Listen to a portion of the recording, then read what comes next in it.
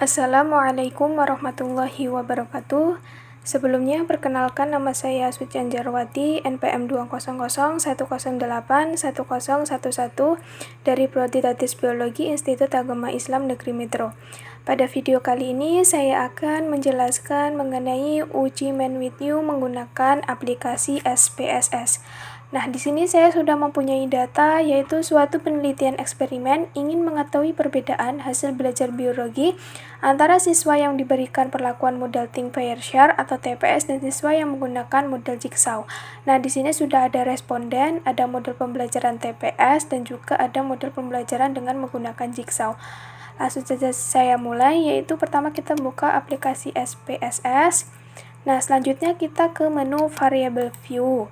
Nah, di sini tadi kan udah ada model pembelajaran TPS dan juga Jigsaw, jadi kita singkat saja, yaitu variabelnya ada hasil dan juga ada kelas yang menggunakan TPS dan Jigsaw. Langsung saja kita tulis di bagian sini, yaitu hasil belajar. Kita tulis hasil saja. Kita enter. Nah, di bagian desimalnya ini kita nolkan. Labelnya ini kita tulis hasil belajar. Selanjutnya, yang bagian sini kita tulis variabelnya yaitu kelas. Lalu kita enter. Desimalnya kita nolkan. Dan di bagian values ini kita beri kode, karena tadi kan ada dua jenis kelas. Jadi kita beri kode yang TPS itu 1. Kita tulis kelas TPS. Lalu kita add, dan yang kedua, kode kedua kita tulis kelas Jigsaw. Lalu kita add dan kita oke. Nah, di sini sudah tertulis. Di bagian sini kita scale. Nah, setelah itu kita ke data view. Nah, di sini sudah tertera di bagian hasil. Kita copy saja yang bagian hasil itu di bagian TPS ini kita copy. Lalu kita tempelkan, pastekan di bagian sini.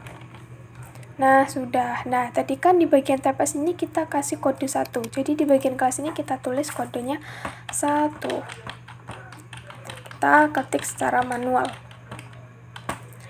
Nah, selanjutnya yang di bagian sini tadi datanya yang model pembelajaran dengan menggunakan Jigsaw kita copy juga. Lalu kita pastekan di bawahnya bagian sini. Nah, sudah tertera, dan di bagian model pembelajaran Jigsaw tadi kita kasih kode 2. Kita ketikkan 2 sampai bawah. Nah, setelah seperti ini, kita selanjutnya ketika ingin mencari perbedaan antara model pembelajaran TPS dan juga Jigsaw, kita pergi ke Analyze. Di bagian non-parametric test, kita pilih ke legancy diagonal dan pilih two independent sample. Nah, selanjutnya yang di bagian hasil belajar kita kepindahkan ke test variable list, dan bagian yang kelas kita pindah ke grouping variable. Di bagian define,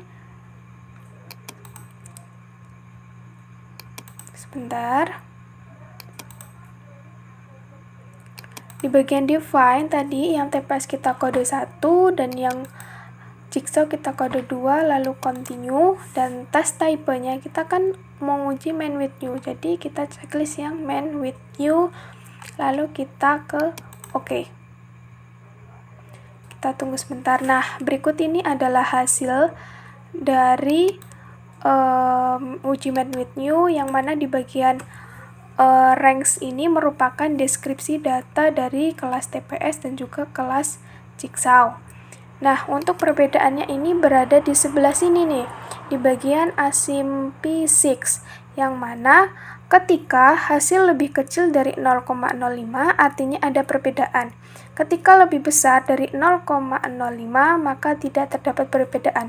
Nah, di bagian sininya ini, di sini terdapat 0,07. Jadi artinya tidak ada perbedaan antara model pembelajaran TPS dan juga Jigsaw. Jadi kesimpulan dari penelitian model pembelajaran Jigsaw dan juga TPS ini tidak ada perbedaannya karena di bagian nilainya itu adalah 0,07, jadi tidak terdapat perbedaannya.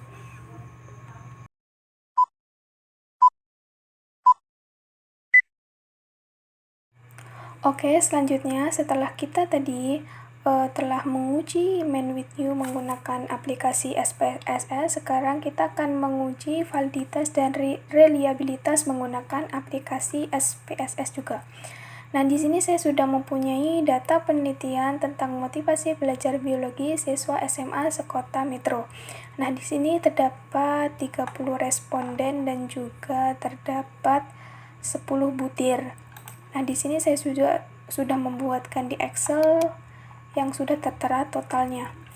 Nah, langsung saja kita masuk ke aplikasi SPSS dan ke bagian variable view. Di bagian sini saya tulis B1 atau B butir. Karena tadi kan terdapat 10 butir, jadi kita tulis saja B_1, enter B_2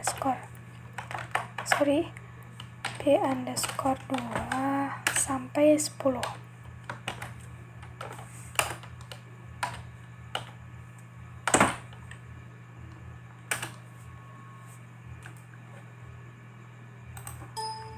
Jadi tidak boleh menggunakan spasi.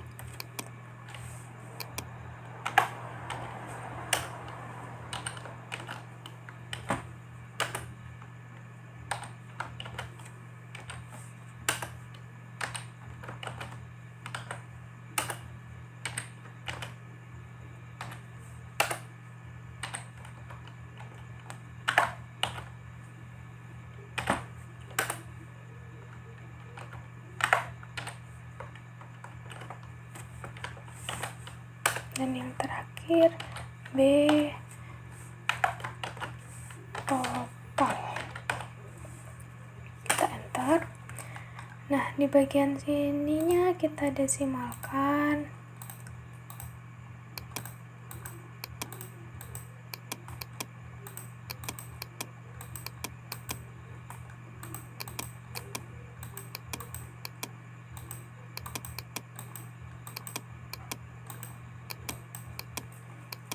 Di bagian make sure kita scale.